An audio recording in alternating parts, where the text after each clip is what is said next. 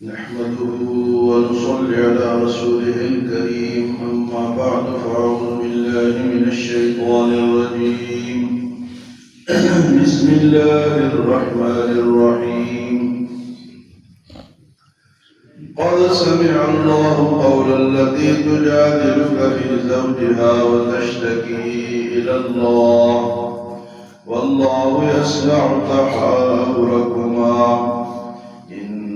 الله سميع بصير الذين يظاهرون منكم من نسائهم ما هن أمهاتهم إن أمهاتهم إلا اللائي ولدنهم وإنهم ليقولون منكرا من القول وزورا إن الله لعفو غفور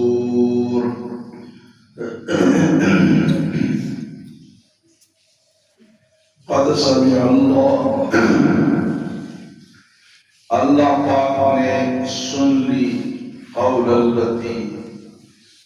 بات تمہاری تجادلک اس عورت کی بات اللہ پاک نے سن لی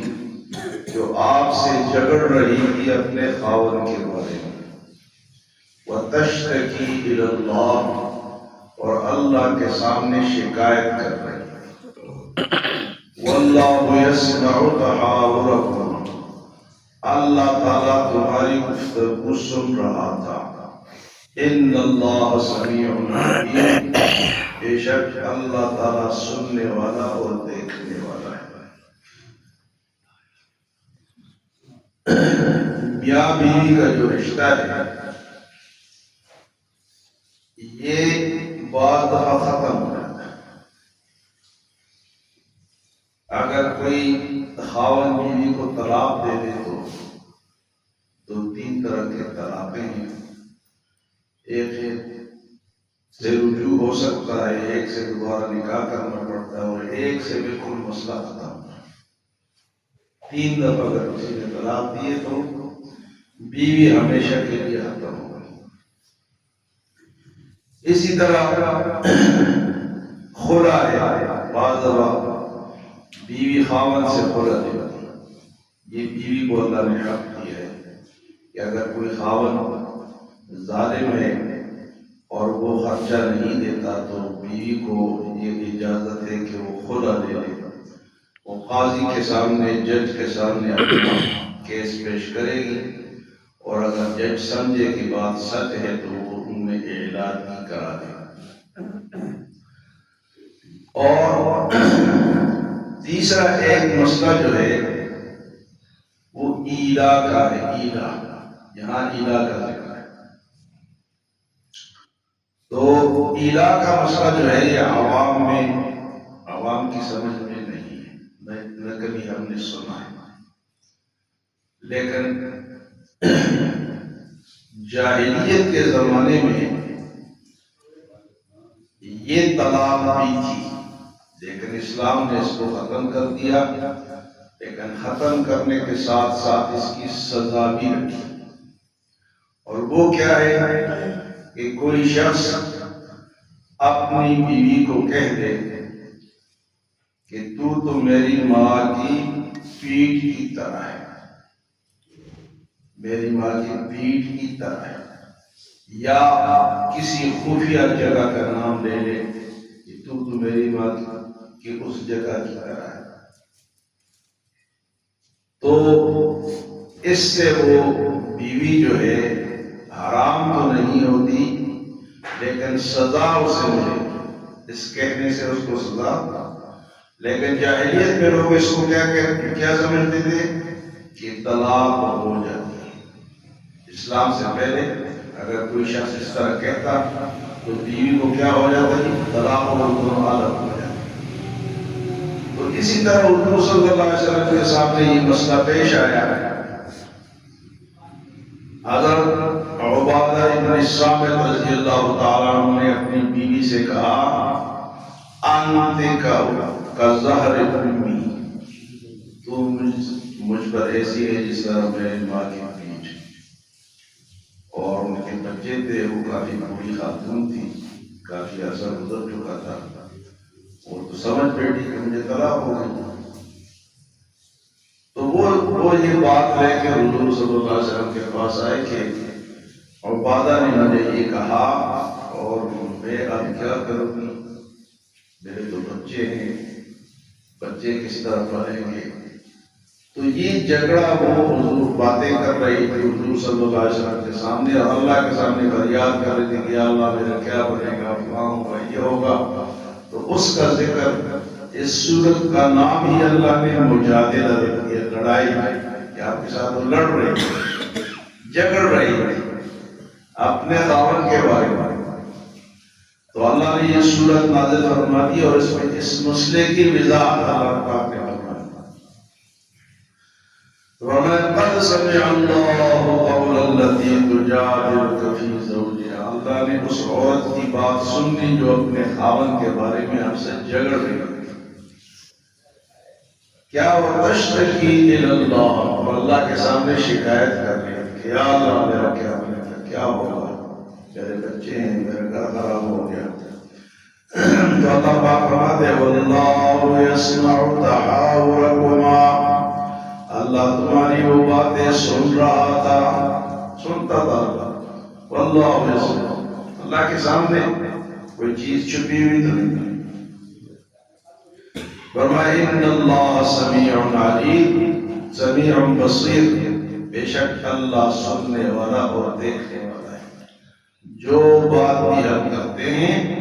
اللہ سنتا ہے، اور جو کام بھی ہم کرتے ہیں اللہ دیکھتا ہے۔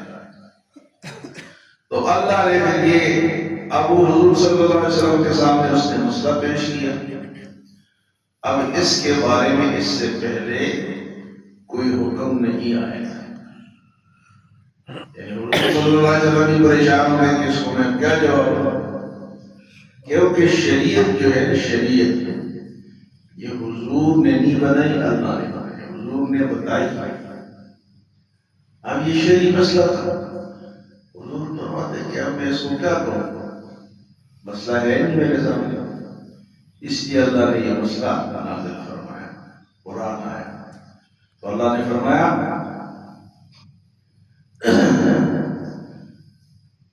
الذین یظاہرون منکم من نسائہم ما ہن امہاتہم، تم میں سے جو لوگ زہار کرتے ہیں اپنی بیویوں کے ساتھ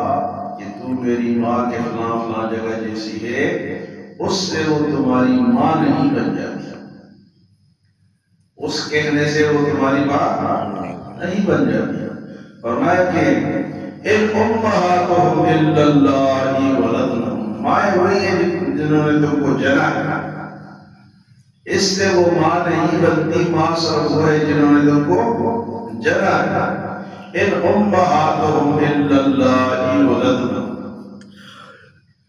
فرمایا وَإِنَّهُمْ لَيَقُولُونَ مُنْكَرًا مِنَ الْقَوْلِ وَزُورًا، ہاں یہ بات کہنا بڑا غلط ہے، کہے کوئی تو غلط ہے، کہنے سے ماں تو نہ بن جائے گی، لیکن کہنا غلط اور جھوٹ ہے۔ وَإِنَّهُمْ لَيَقُولُونَ مُنْكَرًا مِنَ الْقَوْلِ وَزُورًا، اس طرح کہنا کیا ہے، ایک تو غلط ہے اور دوسرا بڑا جھوٹ ہے۔ ماں وہی ہے جس سے بندہ پیدا ہوا۔ وَإِنَّ اللَّهَ لَعَفُوٌّ غَفُورٌ، بے شک اللہ تو بخشنے والا مہربان ہے۔ تو یہ مسئلہ آج بھی ہر مسلمان کو سمجھنا چاہیے کہ اگر وہ اس طرح کوئی لفظ کہہ دے، اور خاص کر کے ان صرف بیوی کو نہ کہے یا ماں کی طرح نہ کہے، جتنی بھی عورتوں سے وہ نکاح نہیں کر سکتا، بہن ہے، بیٹی ہے، بانجی ہے، بھتیجی ہے، جن سے وہ نکاح نہیں کر سکتا،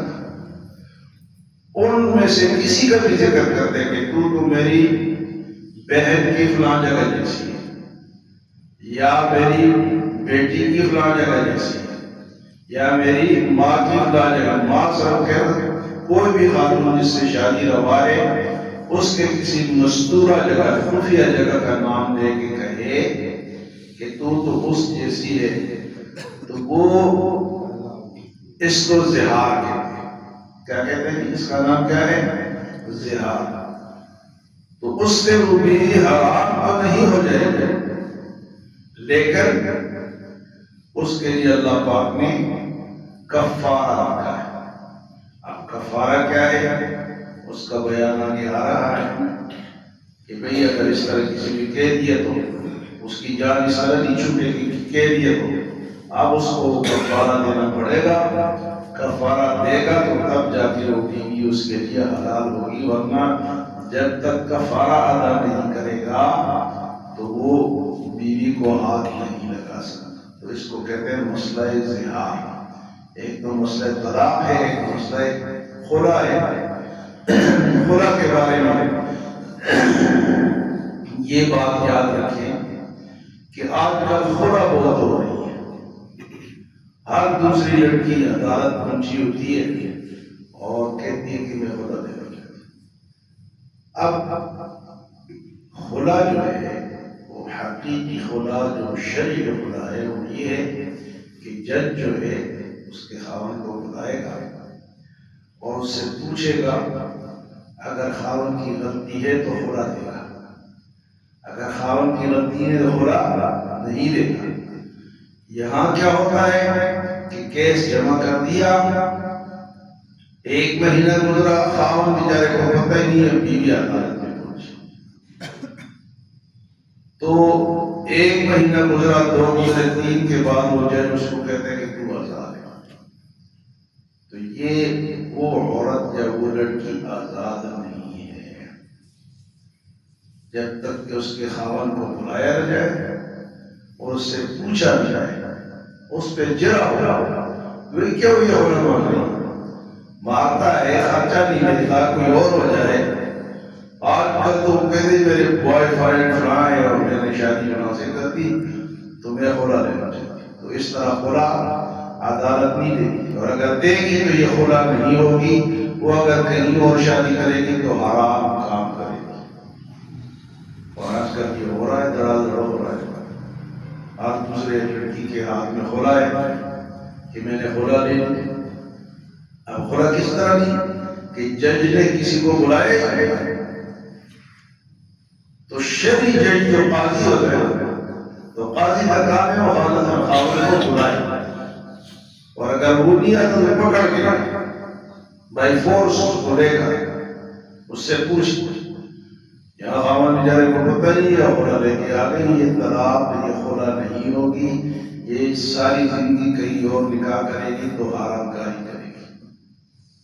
خلا شرعی خلا کیا ہے یہ کہ خاوند سامنے آئے اور وہ کہے، یا تو خود ہی کہہ دے ٹھیک ہے میں اس کو خلا دیتا ہوں، اجازت ہے، یا وہ اس سے پوچھا جائے کہ ابھی خلا کیوں لے. تو ایک ہے طلاق، ایک ہے خلا اور ایک ہے ایلا. اب ایلا یہ ہے کہ اپنی بیوی کو کوئی ایسے الفاظ کہہ دے کہ تم میری ماں کی، میری بہن کی، یا میری بیٹی کی، یا فلاں پھوپھی کی جس سے شادی نہیں ہو سکتی، اس کی کسی خفیہ جگہ کی طرح تم ہو، تو اس کو ایلا کہتے ہیں. اور ایلا کا کفارہ سزا کیا ہے اس کا ذکر کل کے درس میں انشاءاللہ آئے گا.